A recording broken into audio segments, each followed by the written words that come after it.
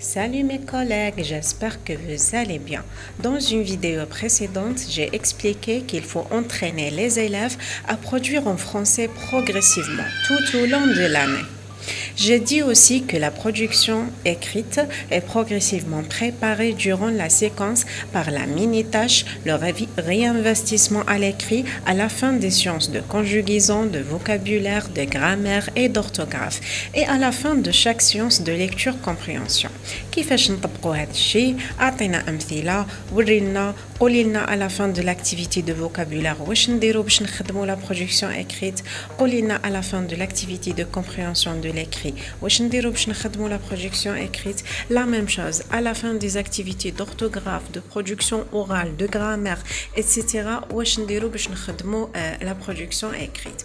Alors dans cette vidéo, j'essaierai inchallah de vous expliquer tout ça. Suivez avec moi jusqu'à la fin.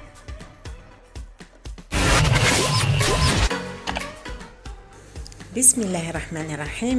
Alors, je vous rappelle mes collègues qu'avant de commencer le premier cours du projet 1, il faut savoir qu'à la fin de ce projet, votre apprenant doit réaliser avec ses camarades des posters d'animaux sauvages, c'est-à-dire des affiches des animaux sauvages بمعنى ملصقات حيوانات فيهم معلومات على هذه الحيوانات صفاتهم وزنهم نوع الطعام اللي ياكلوه إلى آخره.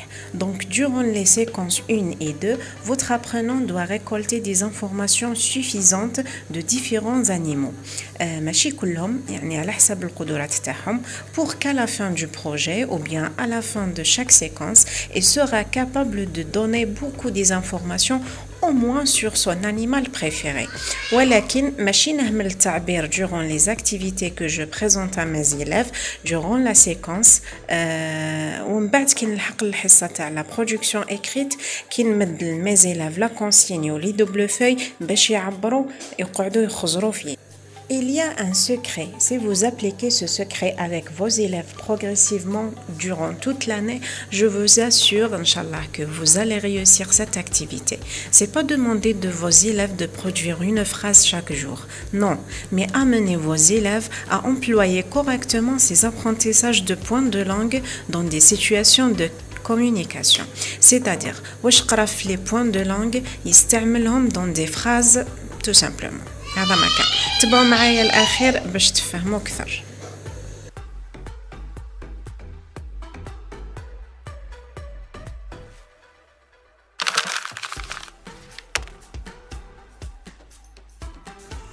On commence par la première activité de la séquence 1, la compréhension de l'oral.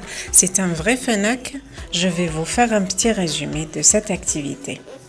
Avant le départ, les élèves vont observer une image pour la décrire. Ils essayent de produire des phrases simples pour décrire cette image. Ensuite, ils vont suivre une vidéo et répondre aux questions de compréhension. Par exemple, que fait Massinissa? Pourquoi est-il content? Ils vont faire des activités ludiques ensemble pour qu'ils comprennent facilement. Finalement, ils vont passer aux synthèses où ils vont s'exprimer. هذا هو الجزء الأول اللي راح يخدم لك la production orale. Et pour aller à la production écrite, il faut passer bien sûr de la production orale. Donc راح نخدموا هاد le synthèse ولا l'évaluation.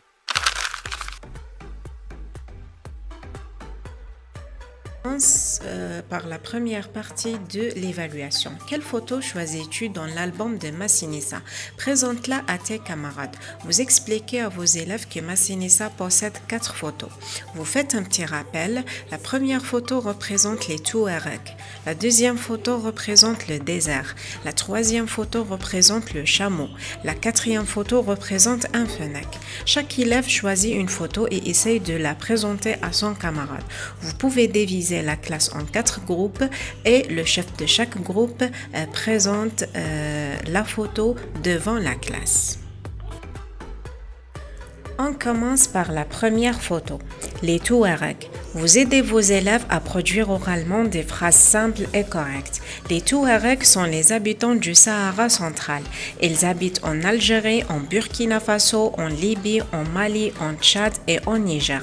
Ils sont environ 1,5 million de personnes. Ils parlent une langue berbère qui s'appelle le tamajek. Il y a bien sûr des élèves qui peuvent vous présenter les Touaregs parce que tout simplement ils préparent à la maison. Ils font des recherches sur le cours avant d'entrer en classe. Ils sont en général des élèves excellents qui ont toujours de bonnes notes. Mais vous, bien sûr, vous n'allez pas travailler avec ce groupe d'élèves. Vous travaillez avec les élèves moyens qui peuvent par exemple vous donner la première phrase ou bien la première et la deuxième phrase. Les Touaregs sont des personnes qui habitent dans le désert de l'Algérie, par exemple. Ils peuvent aussi produire des phrases fausses. Là, vous amenez les bons élèves ou bien les élèves excellents à corriger leurs erreurs. Et si vous avez des élèves qui ne savent rien produire, vous les amenez à répéter et mémoriser après leurs camarades ou bien après vous.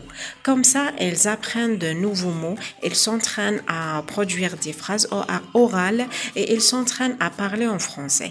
Et peu à peu, et durant toute la séquence et durant toute l'année, بالتحفيز تاعك بلا ما تكره منهم بلا ما تحسسهم باللي ما يعرفوش, ils vont s'améliorer parce qu'une langue étrangère s'apprend avec la répétition et la mémorisation et la pratique et surtout la motivation. ومن بعد راح نشوفوا بزاف طرق التحفيز إن شاء الله مع بعض.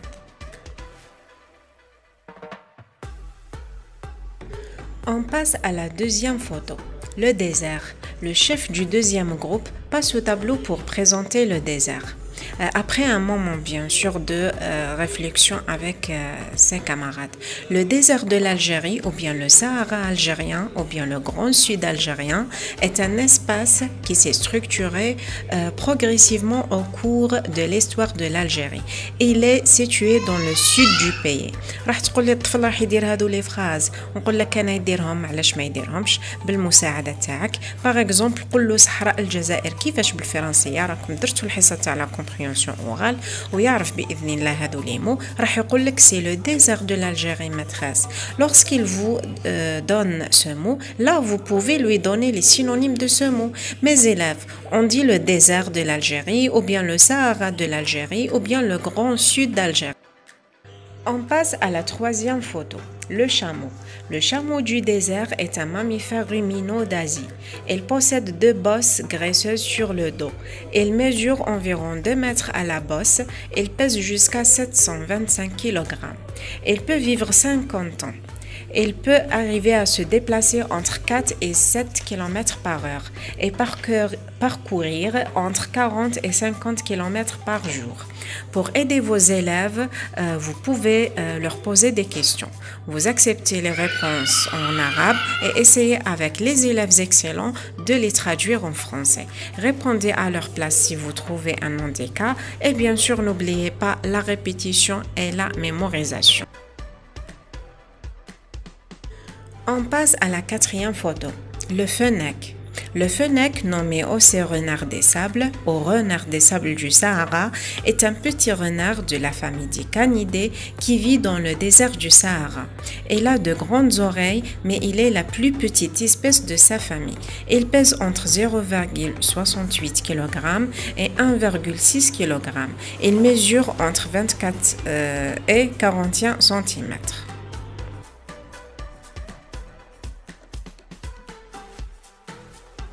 On passe à la quatrième ou bien à la deuxième partie de l'évaluation.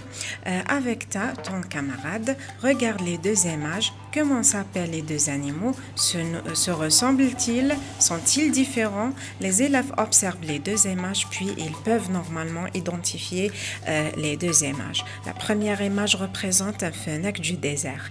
La deuxième image représente un renard. Ces deux animaux se ressemblent mais ils sont différents. Le fennec est plus petit et il vit dans des endroits très chauds, comme le désert. Et il a de longues et de grandes oreilles qui lui aident à écouter et repérer ses proies. alors que le renard est plus grand du fennec et il vit dans les savanes et il possède de petites oreilles, mais les deux animaux sont des omnivores et se nourrissent des souris, de petits oiseaux et de lézards. Et finalement, vous pouvez donner à vos élèves une petite activité à faire à la maison.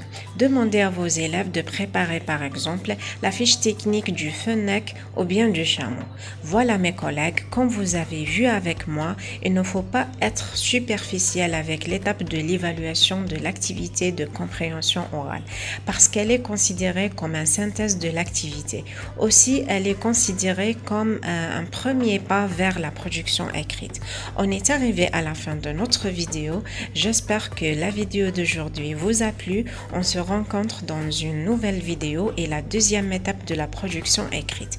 Je vais essayer de résumer toutes les parties pour les expliquer dans une seule vidéo. Sinon, on va partie par partie ou bien deux parties dans une vidéo. Je ne sais pas. Je vais voir. Au revoir mes collègues.